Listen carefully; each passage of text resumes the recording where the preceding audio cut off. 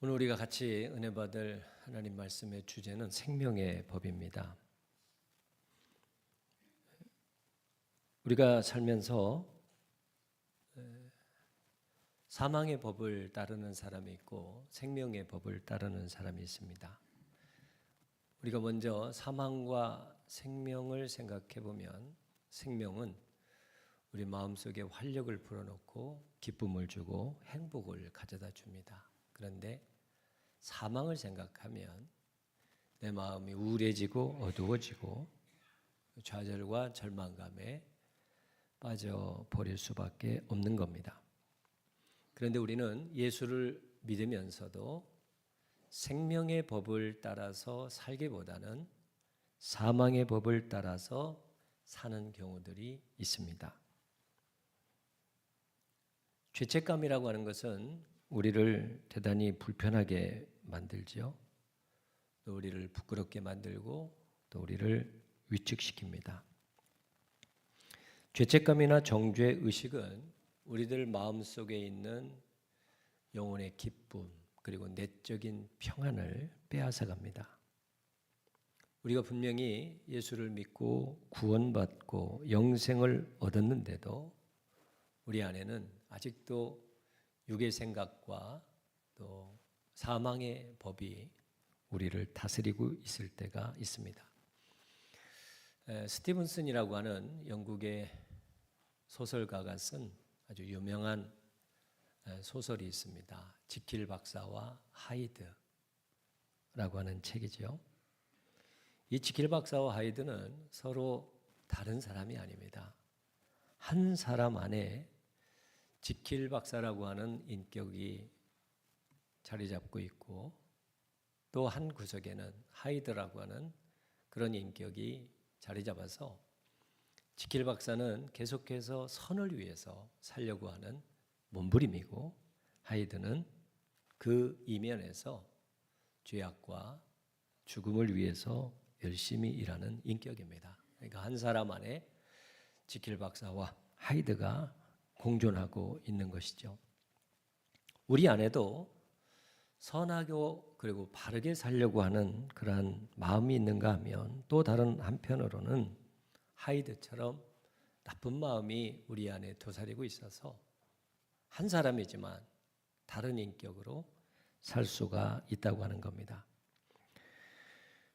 내가 진실되게 산다고 생각을 하지만 진실 뒤에는 가식이 자리 잡을 수 있습니다. 내가 자비로운 모습으로 살아간다고 이야기하지만 내 뒤에는 교만이 나를 끌고 갈 때도 있습니다. 우리가 예수를 믿었으면 우리 마음속에 있는 하이드와 같은 모습들은 없어져야 되는 것 아니겠습니까?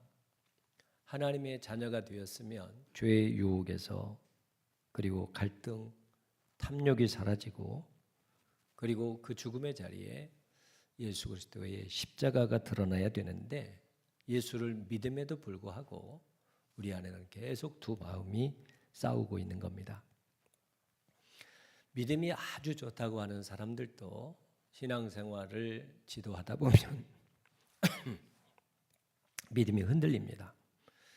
성령을 체험하고 뜨겁게 불받았던 사람도요, 시험당하면 낙심합니다. 치유 은사로 하나님께서 죽을 병에서 고쳐주셨음에도 신앙생활을 하는데 보면 별로 다를 것이 없는 삶을 살아가는 경우도 있습니다. 우리들의 모습에서만 그런 게 있는 게 아니라 성경에 나타난 인물들 가운데도 그런 인물들을 찾아볼 수 있죠. 그 중에 한 사람이 엘리야 선지자입니다. 하나님께서 그에게 엄청난 역사와 능력, 기적을 베풀게 하셨던 선지자인데 이세벨이라고 하는 한 여인을 두려워해서 로뎀 나무 밑으로 가서 하나님 나를 죽여주세요. 이렇게 하나님 앞에 하소연하고 있는 모습을 봅니다. 그 전까지 얼마나 많은 기사와 이적을 나타냈습니까?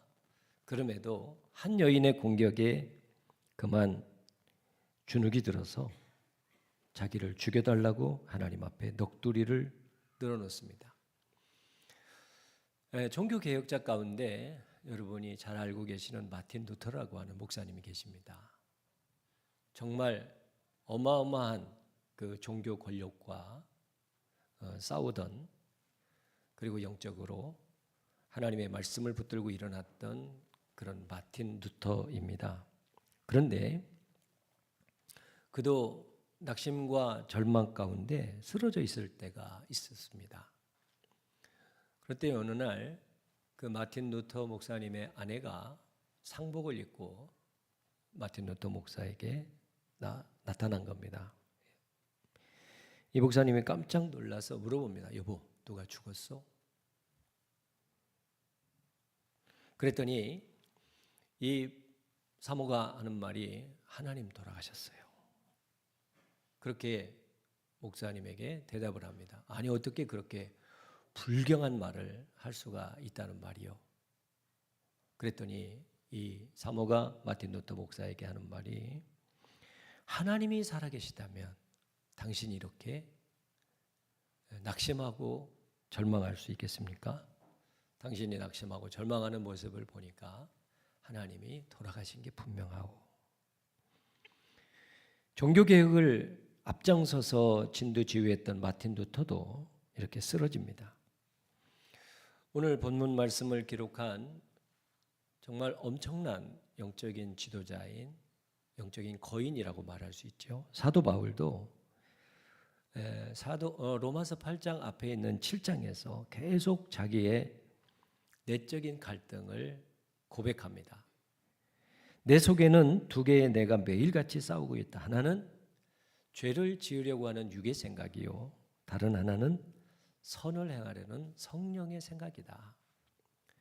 지킬 박사와 하이드 안에만 두 인격이 있는 게 아니라 엘리 안에도, 마틴 루터 안에도, 그리고 사도 바울 안에도 생명의 법을 따르는 인격과 사망의 법을 따르려고 하는 인격이 계속해서 싸우고 있었습니다. 오늘 본문 8장에는 죄를 지으려고 하는 이 마음을 가리켜서 육신이라고 표현합니다.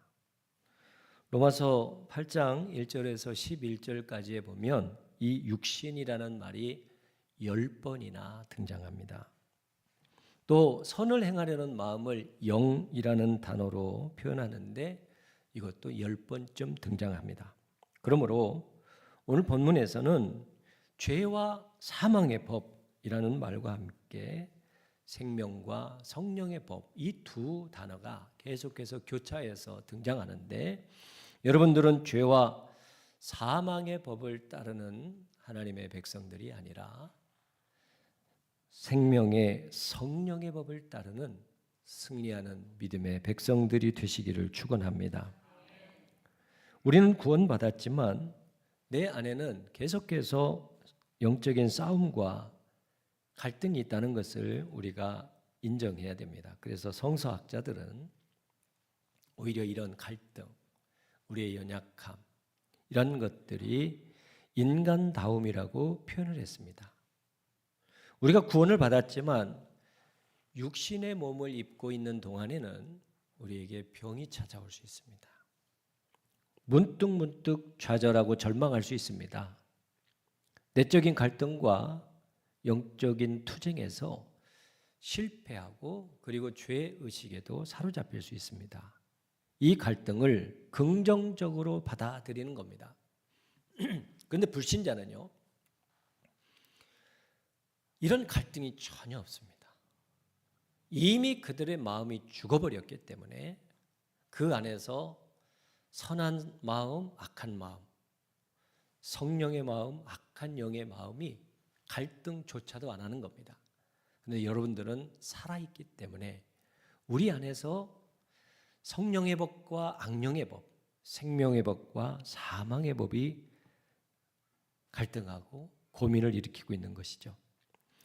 또 하나, 이 영적인 갈등에서 우리가 깨끗이 인정하고 받아들여야 되는 또 다른 원리가 있습니다. 이것은 이 싸움과 갈등은 여러분의 힘으로, 여러분의 노력으로, 여러분의 의지로 승리할 수 있는 싸움이 아니라는 거예요. 여러분들이 아무리 능력이 뛰어나도 악한 영과의 싸움에서 이길 수 없습니다. 사망의 법을 뛰어넘을 수가 없습니다.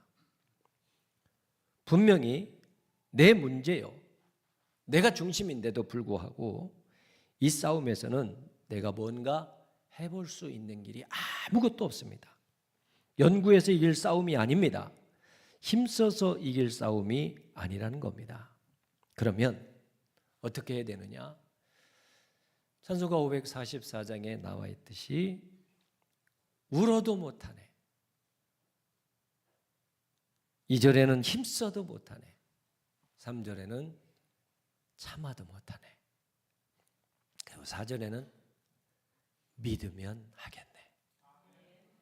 여러분의 영적인 싸움에서 여러분 스스로 무장하고 여러분들이 악한 영을, 사망의 법을 이긴다고 생각하지 마시고 오직 예수 그리스도를 믿음으로 말미암아 이 싸움에서 여러분들이 승리할 수 있음을 기억하시기를 바랍니다.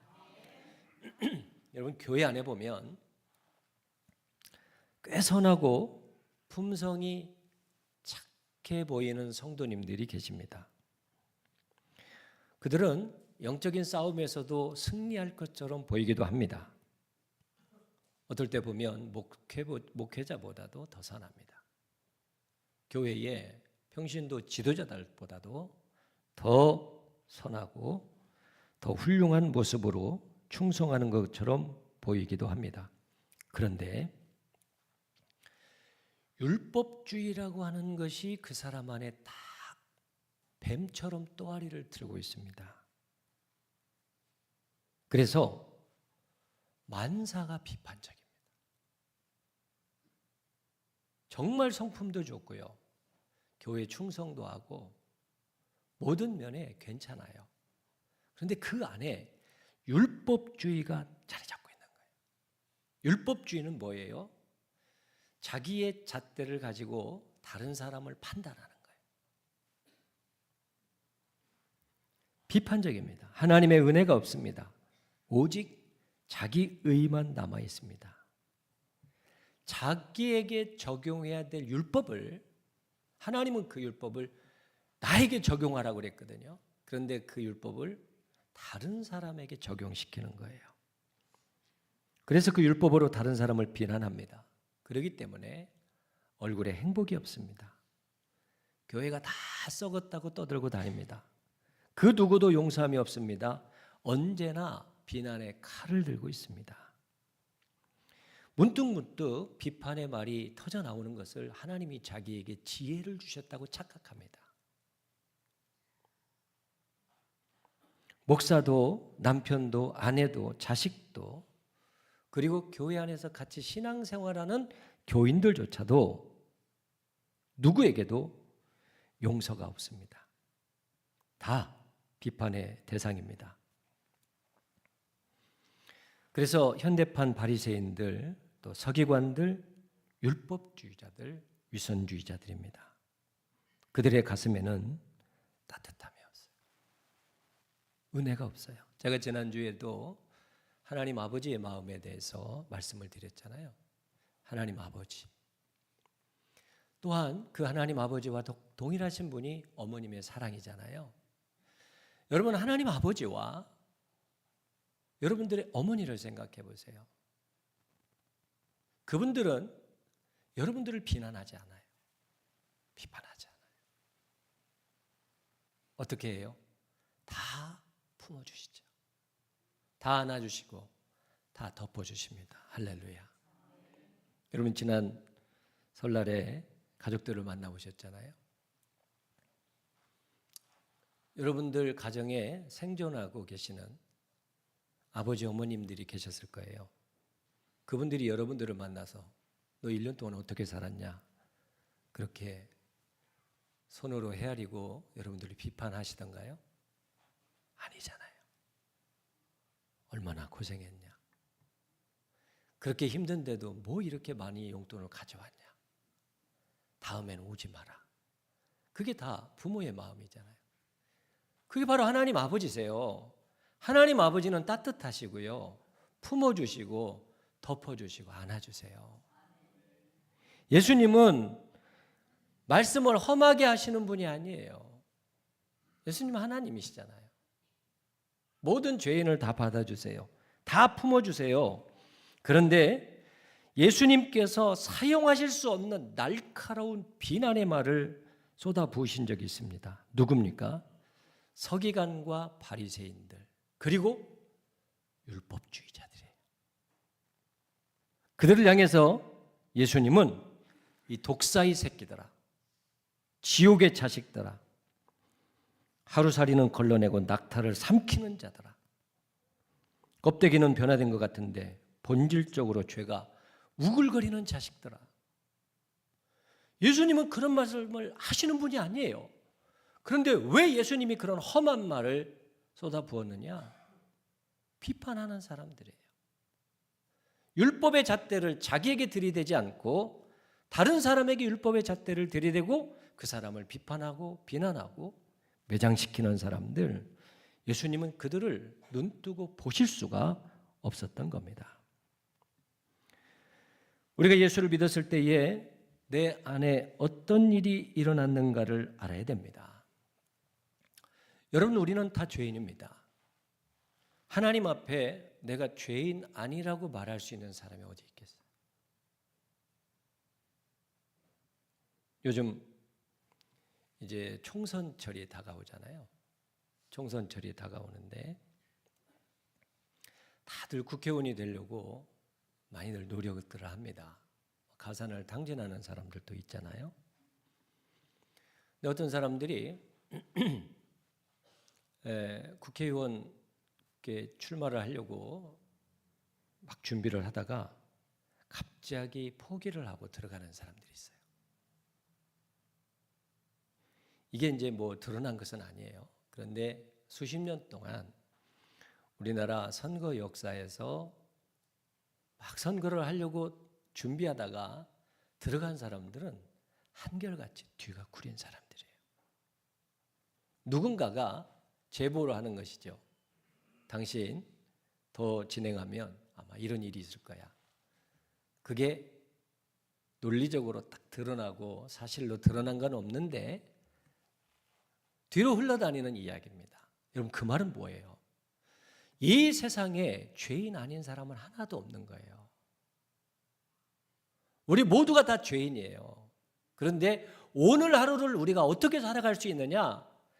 예수님께서 이 땅에 우리의 몸을 입으시고 오셔서 십자가에 달려 죽으심으로 나를 덮어주셨기 때문에 사람 굿이라 하는 거예요. 하나님의 백성이 된 거예요. 그래서 여러분들이 예수님을 믿는 순간에 우리의 모든 죄는 예수님에게 전가가 되었습니다. 예수님께서 우리에게 죄사함을 주셨는데 누가 우리를 정죄하겠어요? 오늘 1절 말씀을 보겠습니다. 그러므로 이제 그리스도 예수 안에 있는 자에게는 결코 정죄함이 없나니. 우리의 죄가 예수님에게 다 가버렸어요. 그래서 이 세상에 그 누구도 여러분들을 죄인이라고 비판하면 안 돼요. 주님이 죄 없다고 했는데 감히 인간이라는 존재가 다른 사람을 어떻게 비난을 해요? 우리가 다 죄인인데. 여러분, 이 말을 듣고도 율법주의적인 자세에서 벗어나지 않는다면 예수님은 여러분들을 향해서 외칩니다. 독사의 새끼들이라고, 지옥의 자식들이라고. 여러분, 교회는 남을 비판하는 것이 아니에요. 교회는 사랑하는 것이에요. 교회는 덮어주는 것이에요. 교회는 은혜를 받는 것이에요. 어저께 저희 집에 어떤 분이 본인이 1년 동안 이렇게 준비를 했다고 작품을 하나 갖다 주셨어요. 제가 봐도 어떻게 이렇게 정성스럽게 준비를 하셨을까. 아주 좋은 액자에다가, 액자는 아니죠, 캔버스에다가 일일이 다 붙인 거예요. 예수님께서 그 머리에 가시면류관을 쓰고 있는 그 모습인데요. 뭐 예수님이 살아서 나오는 것 같아요. 저는 이제 제가 직접 뵙지는 못했고 저희 집사람한테 갖다 줬다고 그러는데, 야, 1년 동안 이것을 얼마나 정성스럽게 준비하셨을까, 그런 막 마음에 감동이 밀려오더라고요. 근데 또 한편으로 그분은 예수를 믿고 얼마나 기뻤을까, 그런 마음이 또 다가오는 거예요. 여러분, 예수를 믿으면 기뻐야 돼요. 교회 와서 여러분들의 얼굴들이 기쁘지 않다면 100% 여러분 자신에게 문제가 있는 거예요. 이 교회가 잘못된 게 아니잖아요. 하나님이 잘못된 게 아니잖아요. 어떤 사람은 그렇게 은혜를 받고 하나님 앞에 변화를 받고 새로운 삶을 살아가는데, 왜 우리들은 그 기쁨의 자리에서 기쁨을 만끽하지 못하느냐? 여러분 안에 사망의 법이 자리 잡고 있기 때문에 그래요. 여러분, 우리는 생명의 법으로, 성령의 법으로 여러분 자신을 붙드시기를 축원합니다. 그래서 여러분들은 예수를 믿는 순간 여러분의 모든 죄가 주님에게 전가가 됐어요. 그리고 나서 예수님이 부활하실 때 우리 모두가 다 부활하는 겁니다. 내가 예수를 믿을 때에 그분의 풍성한 삶, 영생이 나의 것이 되는 겁니다. 예수님이 이 땅에 오신 것은 여러분으로 하여금 그 풍성한 삶을 누리도록, 그리고 그 주인이 되도록 이 땅에 오셨고 부활하셨습니다. 그러므로 예수를 믿는다는 것은 여러분들이 얼마나 귀중한 존재인가를 깨닫는 거예요. 인간은 아주 나약한 존재예요. 제가 지난주에 친구 목사님과 이렇게 대화를 할 시간이 있었는데 안타까운 얘기를 하더라고요. 뭐냐면 자기 교회 젊은 여자 집사님의 그 친정 아버지가 며칠 전에 그 독감으로 인해서 폐렴이 왔다고 기도해 달라고 그랬대요. 그런데 하루가 지나가지고 목사님, 아버님 목에 구멍을 뚫어야 됩니다. 그래야 호흡을 할 수 있습니다. 그래 또 기도해 드렸다는 거죠. 그런데 그 다음 날 돌아가셨어요. 나이가 70인데. 그 나중에 보니까 독감에 걸리는데 거기에 코로나까지 와가지고 회복하지 못하고 가버려요. 여러분, 70이면 얼마나 젊습니까? 인간이라는 존재는 이렇게 나약한 존재예요. 그런데 우리 안에 생명의 성령의 법이 들어오시면 여러분들은 하나님 가치의 존재로 변화를 받는 거예요. 이게 예수 믿는 겁니다. 그래서 우리를 향해서 마귀는 자꾸만 너는 안 된다, 너는 부족한 죄인이다, 너는 죽어 마땅한 죄인이다라고 우리를 비난하고 우리에게 고소하지만, 그러나 우리는 사탄을 향해서, 내 자신을 향해서, 세상을 향해서 이렇게 담대하게 선언하는 겁니다. 나는 하나님의 자녀다. 나는 하나님 나라의 백성이다. 나는 의인이다. 나를 위해서 예수님께서 십자가에 달려 죽으셨다. 그러므로 나는 예수 그리스도의 신부요 하나님 나라의 자녀이다. 여러분, 이렇게 외치고 선언하며 살아가시기를 축원합니다. 주눅들지 마세요. 여러분, 충분히 일어날 수 있고요, 여러분들을 통해서 하나님이 놀라운 역사를 일으켜 주실 수가 있는 겁니다. 죄와 사망의 법에서 헤매지 마시고 생명과 성령의 법에서 자유함을 얻으시고 헤엄쳐 나가시기를 예수님의 이름으로 축원합니다. 그러므로 우리는 결코 정죄함이 없습니다. 신구약 성경 가운데 제가 생각하기에 한 단어에 가장 많은 내용을 담고 있는 것이 오늘 로마서 8장 1절에 있는 그러므로입니다. 로마서 1장에서부터 7장까지 엄청난 교리 논쟁이 일어나고 있습니다. 신학적인 소용돌이가 몰아치고 있는 것이죠. 그 모든 것을 그러므로 라는 단어로 압축을 해버리는 거예요. 모든 사람은 다 죄인입니다. 죄인은 하나님 나라에 들어가지 못합니다. 오직 예수 그리스도 안에 있는 사람만 구원을 받습니다. 그런데 이 문제는 내 노력이나 내 방법으로 해결되지 않습니다. 그렇다면 이 정죄의식, 패배의식으로부터 우리가 헤어날 수 있는 방법이 뭐냐? 그러므로입니다. 그러므로 이제 예수 그리스도 안에서, 로마서 8장 1절에서 11절까지 그리스도 안에서라는 말이 무려 6번 등장합니다. 여러분, 우리가 인생길에서 넘어질 수 있습니다. 유혹을 받을 수 있습니다. 그때마다 사도 바울은 우리를 향해서 요구하는 게 있습니다. 그리스도 안으로 들어오라는 겁니다. 이 마귀란 놈은 우리가 죄를 짓기까지는 얼마나 우리하고 다정다감하게 옆에서 같이 동행하는 줄 모릅니다. 그런데 우리가 죄를 짓는 순간 마귀는 완전히 180도 얼굴을 바꿔버립니다.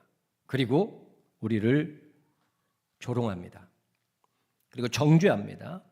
나에게 남는 것은 패배의식밖에 없습니다. 하나님은 너를 버렸다. 하나님이 너를 떠났다. 하나님은 너를 싫어한다. 너 같은 죄인이 어떻게 하나님을 아버지라고 부를 수 있느냐. 계속해서 우리를 비난하고 조롱합니다. 그때마다 우리가 주 예수 그리스도의 십자가의 승리를 묵상해야 되는데, 그것은 뭐냐? 나는 용서받았다는 겁니다. 마귀는, 그리고 사탄은 여러분들을 계속 비난합니다. 정죄합니다. 그리고 무너지게 합니다. 그런데 우리는 선포해야 될 것이, 그럼에도 불구하고 나는 예수 그리스도로 말미암아 용서받았다는 겁니다. 이제는 죽음의 법이, 사탄의 법이 나를 점령하지 아니하고 나는 생명의 법, 성령의 법이 나를 다스린다. 예수님께서 나를 살려주셨다. 할렐루야. 이게 바로 예수 믿는 겁니다. 예수님께서 나를 죄 없다고 선언했는데 누가 나를 죄인이라고 정죄할 수 있습니까? 세상은 한다니까요. 왜? 세상은 사망의 법의 다스림을 받기 때문에 그래요. 그런데 교회 안에 들어오면 그러시면 안 돼요. 교회 안에 들어오면 그러면 안 돼요. 교회는 살리는 곳이에요. 힘을 불어넣는 곳이에요. 생명을 주는 곳이에요. 정말 예수 잘 믿으면 여러분 팔자가 고쳐지는 거예요. 여러분 자신만 은혜를 받는 게 아니라 여러분들이 받은 은혜가 자녀들에게 대물림이 되잖아요. 여러분, 우리 자녀들이 여러분의 품 안에 있을 때하고, 그리고 자라고 나서의 여러분의 자녀들 한번 비교해 보세요.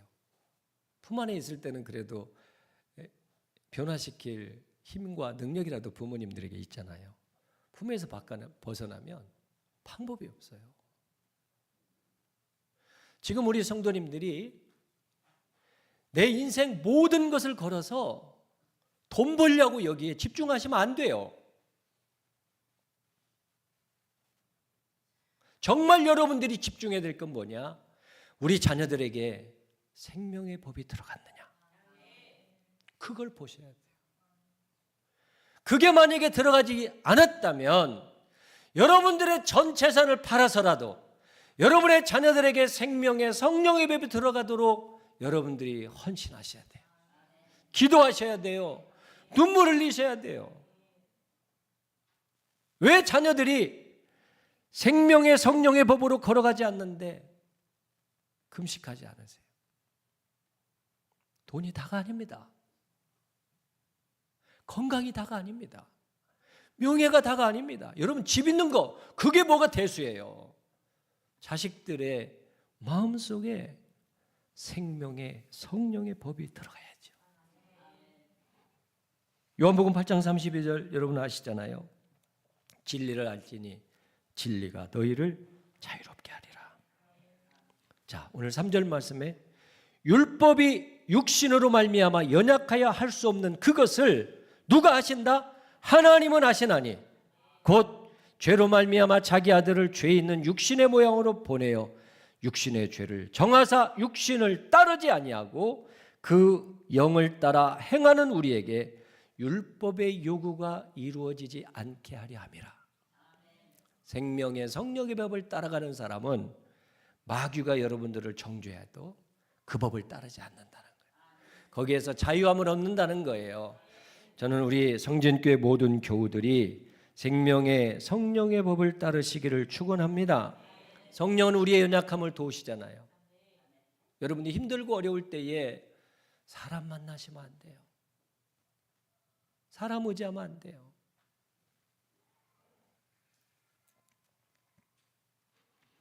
제가 지난번에 그 얘기를 한번 했나요? 네. 제 친구 목사가 아주 유명한 신학대학의 교수입니다. 그런데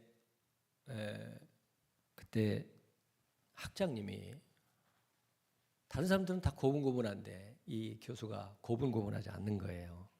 그래서 이 교수를 찍어버렸어요. 그 교수를 교모회의석상에서 한번 찍어버리니까요. 그 옆에 있는 바로 옆에 있는 어제까지도 같이 커피를 나누고 대화를 나누던 옆에 있는 친구 교수들이 자기 교수실에 발을 끊더라는 거예요. 여러분, 사람 의지하면 나중에 피눈물을 흘립니다. 하나님만 의지하셔야 돼요. 바로 그때 우리를 도우시는 분이 누구다? 성령님이세요. 또 여기서 성령의 법이라고 하는 법이라는 것을 얘기할 때는 통치와 다스린다는 의미를 가지고 있어요. 성령의 법에 이끌림 받는 사람은 성령의 통치와 다스림을 받는 사람. 제가 신학교 막 입학해가지고 그때 막 뜨거웠죠. 성령 충만을 받으라고 하는데 뭐 오시는 강사님마다 뭐 저희가 일주일에 2번씩 큰 예배를 신학대학교에서는 전체가 모여서 드리니까요.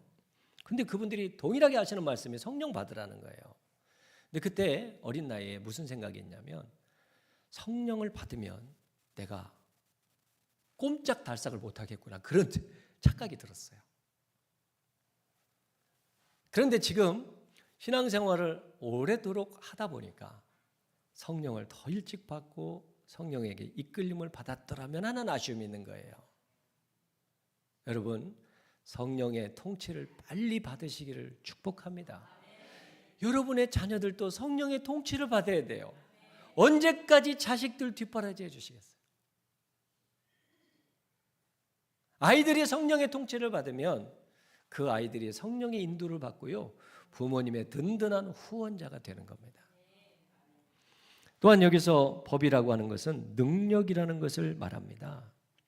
사람이 할 수 없는 그것을 누가 하신다? 성령이 하시는 거예요. 여러분이 인생에서 할 수 없는 그것이 있어요. 그러면 그것을 누가 해주시느냐? 내 안에서 역사하시는 생명의 성령의 법, 그 성령께서 우리 가운데 능력으로 나타내 주십니다. 그리고 그 원리로 여러분들을 다스려 주시는 거죠. 여러분, 이 귀한 사순절 절기에 성령의 생명의 법을 따름으로 죄책감에서 시달리지 마시고 하나님이 주시는 자유함의 세계에서 기쁨으로 하나님의 역사를 마음껏 감당해 나가시는 성진교회 교우들이 되시기를 축원합니다. 기도하겠습니다. 예수 안에